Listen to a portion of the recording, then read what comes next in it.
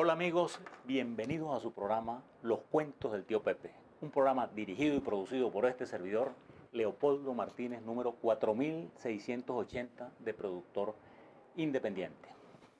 Hoy les tenemos un programa que hemos denominado Anécdotas Venteávicas. No sé si recuerdan que hace poco les hicimos un programa que llamamos Anécdotas Decimonónicas, la llamamos Decimonónicas por el siglo XIX y discutimos pues en ese momento que qué bonito suena decimonónico. Venteávico, amigo mío, me parece que no suena tan bonito como decimonónico, pero las anécdotas ustedes van a ver que valen la pena. Como ustedes saben, pues las anécdotas y los cuentos, por eso nosotros nuestro programa lo llamamos así, Los Cuentos del Tío Pepe, es porque las anécdotas y los cuentos dejan una enseñanza muy fácil de asimilar. Uno le agarra más fácilmente el cariño a la historia mediante las anécdotas y los cuentos que mediante una historia árida. A mí me gusta de todas las formas la historia, pues para mí ese es el placer, uno de los placeres más grandes es leer un buen libro de historia, una buena novela, de verdad que es un placer, es conversar con la gente de otra época, para mí eso es lo que es leer. Y bueno, en base a eso le vamos a hacer este programa acerca de unas cuantas anécdotas del siglo XX aquí en nuestro país, Venezuela, ese siglo que como dijo el tango, siglo XX cambalache, problemático y febril. Siglo XX cambalache, problemático y febril.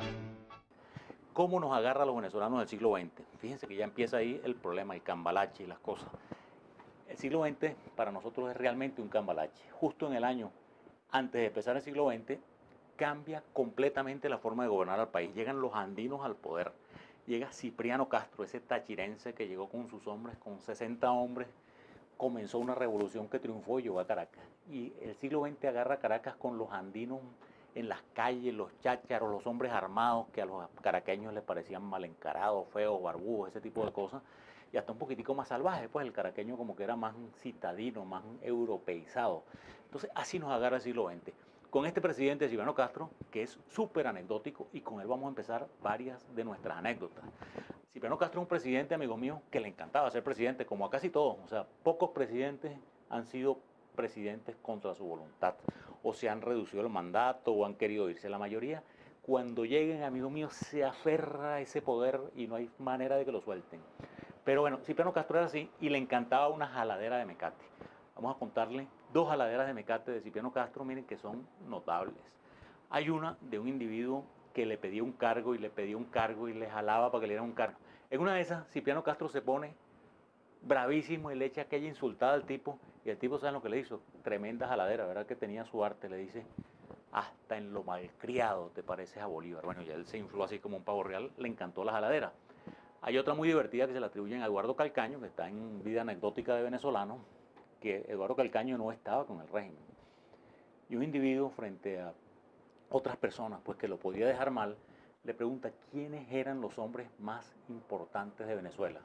Entonces, don Eduardo contesta, bueno, en primer lugar Simón Bolívar y en segundo lugar Guzmán Blanco. Entonces el tipo le dice, ¿y dónde es al general Castro? Entonces él dice, bueno, está hablando de los muertos solamente, ¿no? Si hablamos de los vivos es otra cosa. Bueno, entonces fíjense, él le encantaba la jaladera. Y hay una anécdota que ya se las conté, pero se las repito para entrar en un personaje súper anecdótico venezolano, que es la del terremoto de 1900. Como ustedes saben, en el año de 1900 hubo un gran terremoto en Caracas. Y este personaje, pues que le encantaba una jaladita, Cipriano Castro, estaba ya en la Casa Amarilla durmiendo, el terremoto fue a medianoche después de una fiesta en octubre y no sé qué, y cuando empieza a temblar, aquel hombre se le olvidó hasta de cómo se llamaba, aquel hombre héroe de no sé cuántas batallas, salió corriendo, dejó a la esposa de otro mundo y se sumó por el balcón y se dislocó un pie. O sea, entonces los caraqueños le hicieron ese verso que decía algo así como cuando la tierra crujía, bueno, ahí se los ponemos para que ustedes lo lean como es, hasta de Zoila me olvidé, pues él dejó a su esposa Misia Zoila y salió disparado corriendo, allá en la esquina de Principal, en la Casa Amarilla. Entonces, eso viene a colación a un personaje caraqueño que nació en ese mismo instante. Cuando estaba don Cipriano dislocándose el tobillo, nació un caraqueño que se llamó Eduardote. Eduardote era un individuo, pues un hombre de pueblo, bien alto y bien fuerte, que era parihuelero.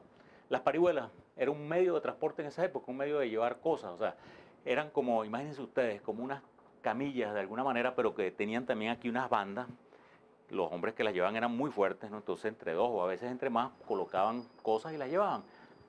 así como cuando ustedes piden una pizza o piden comida para llevar, que se la llevan en una motocicleta, en esa época de repente cuando se hacían fiestas, iban en las parihuelas, la gente llevaba las cosas. O sea, hay incluso una anécdota que a veces llevaban unas gelatinas muy grandes y la gelatina temblaba mucho. Entonces los caraqueños, cuando algo se movía mucho, que lo usaban mucho, aplicaban las damas. Pues cuando había una dama, bueno, vamos a decir, abundante en carne, que cuando caminaba se movía, decían, esa está como gelatina en parihuela, porque la gelatina en la parihuela se movía muchísimo. A mí me cuenta mi papá que él vio a Eduardote y vio las parihuelas, que a veces llevaban hasta pianos en una parihuela. Eran hombres fuertes, montaban aquella cosa e iban caminando por las calles. Entonces hay una anécdota, es simpática, un poquitico groserita, pero es simpática, de Eduardote, que cuentan que los caraqueños cuando lo veían pasar, claro, van uno adelante y uno atrás. Eduardote iba por lo general adelante. Pero una cosa curiosísima de Eduardote, y por eso les cuento, es que él nació en el instante del terremoto. Entonces él tenía un tic que se movía así, una cosa así medio fea, ¿no? Y a cada rato lo hacía, era algo involuntario. Entonces decía la gente, pues eso no tiene, ustedes lo saben igual que yo, eso no tiene nada que ver, que eso era porque nació justo en el instante del terremoto, entonces el hombre había agarrado ese tic. Entonces él iba con su parihuela cargando corotos adelante y venía otro atrás. Entonces los caraqueños lo veían pasar. Y lo curioso era que el que venía adelante en la parihuela, como recuerden que en esa ciudad todavía había caballos, perros, bichos, la gente escupía en la calle y no sé qué. Entonces el que venía adelante le venía dando señas al de atrás. Por ejemplo, me dicen que él de repente gritaba, bueno, no sé qué palabra decir, o sea, cuando hay un excremento a la izquierda, bueno, él usa otra palabra un poquitico más fea. Entonces el que venía atrás sabía que tenía que pisar para la derecha porque para la izquierda podía poner el pie donde sea.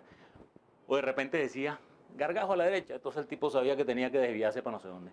Y así, pues, este era un personaje súper anecdótico de esa época y que nació ese día del terremoto de 1900. Les cuento, para terminar con Cipriano Castro, que Cipriano Castro es el autor de la proclama más importante de Venezuela después del decreto de guerra-muerte. Podemos decir que las dos proclamas más importantes en la historia de Venezuela las hicieron una Simón Bolívar y otra Cipriano Castro.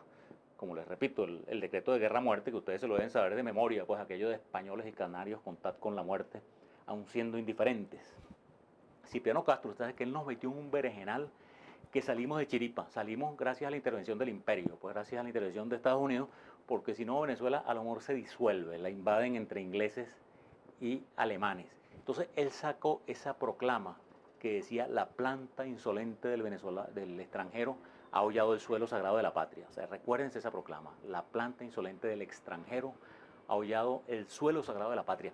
Y eso le dio una fama porque todo el mundo, hasta hombres magníficos como José Gregorio Hernández, corrieron a alistarse en las filas del gobierno, a ponerse a la orden del gobierno para defender al país contra la invasión de los alemanes y los ingleses. Pero vamos a hacer una pausa y vamos a seguir con nuestro siglo XX cambalache problemático y febril, con unas anécdotas de Juan Vicente Gómez y de su época. Ya seguimos. El que no llora no mama y el que no afana es un gil. Dale nomás.